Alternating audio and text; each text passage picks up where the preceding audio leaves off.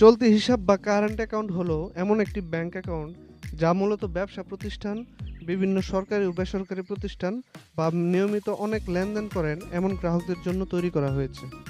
এই অ্যাকাউন্টের প্রধান বৈশিষ্ট্য হলো এখানে প্রতিদিন যত খুশি তত টাকা জমা বা উত্তোলন করা যায়।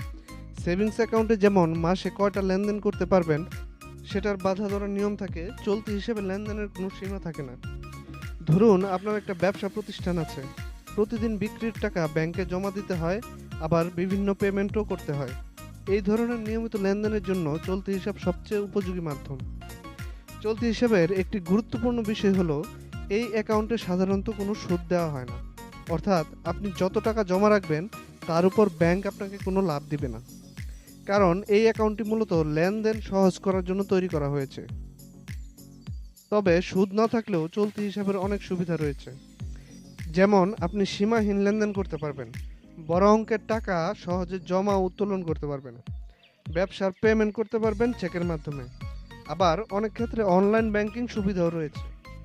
ব্যবসায়িক লেনদেনের ক্ষেত্রে চেক ব্যবহার করা অনেক সময় নিরাপদ এবং প্রফেশনাল পদ্ধতি হিসেবে পরিগণিত হয়।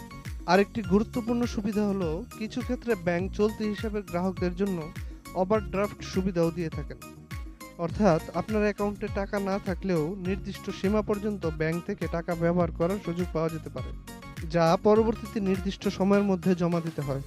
অর্থাৎ আপনার অ্যাকাউন্টে টাকা না থাকলেও ব্যাংক আপনাকে একটি স্বল্পমেয়াদী ঋণ দিয়ে থাকে। সুবিধার কথা বললাম, এখন একটু অসুবিধার কথা বলি।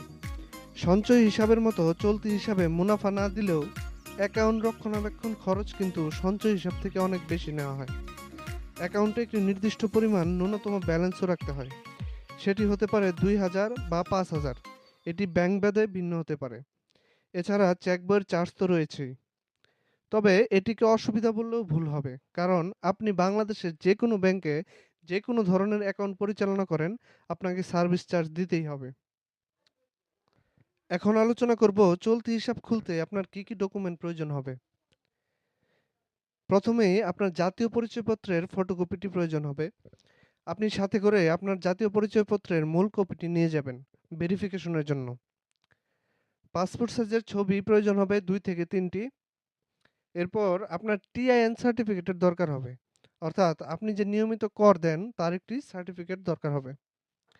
এরপর আপনার যেহেতু প্রাতিষ্ঠানিক হিসাব, সেক্ষেত্রে ব্যবসার ট্রেড লাইসেন্সটি প্রয়োজন হবে এবং আপনার ব্যবসা প্রতিষ্ঠানের নামে আপনার নাম সম্বলিত একটি সিল নিয়ে যাবেন। এখন কথা হচ্ছে, ব্যবসা প্রতিষ্ঠান ছাড়াও বিভিন্ন সরকারি বেসরকারি সংগঠন বা প্রতিষ্ঠানের নামে চলতি হিসাব খোলা হয়, অর্থাৎ যৌথ নামেও চলতি হিসাব খোলা যায়। এখন যখন নাকি একের অধিক সিগনেটরি থাকবে, সেক্ষেত্রে প্রত্যেক সিগনেটরির জন্য এই ডকুমেন্টগুলো জমা দিতে হবে। এবং সংগঠন বা প্রতিষ্ঠানের ক্ষেত্রে যখন আপনি সংগঠন বা প্রতিষ্ঠানের নামে যখন আপনি চলতি হিসাব খুলবেন, তখন ওই প্রতিষ্ঠানের একটি রেজুলেশন জমা দিতে হবে। এই রেজুলেশন মানে হচ্ছে, যে প্রতিষ্ঠানের নামে অ্যাকাউন্টটি খোলা হবে সেই প্রতিষ্ঠান হতে শাখা ব্যবস্থাপককে একটি আবেদন দেওয়া হবে, যেখানে হিসাবের নাম, তারপরে কারা কারা হচ্ছে সিগনেটরি থাকবেন, তাদের বিবরণ লেখা থাকবে।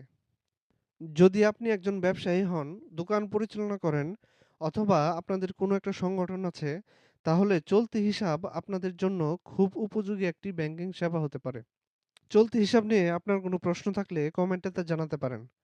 ব্যাংকিং রিলেটেড বিভিন্ন তথ্য পেতে আমার চ্যানেলটি সাবস্ক্রাইব করে পাশে থাকা বেল আইকনটি বাজিয়ে দিন।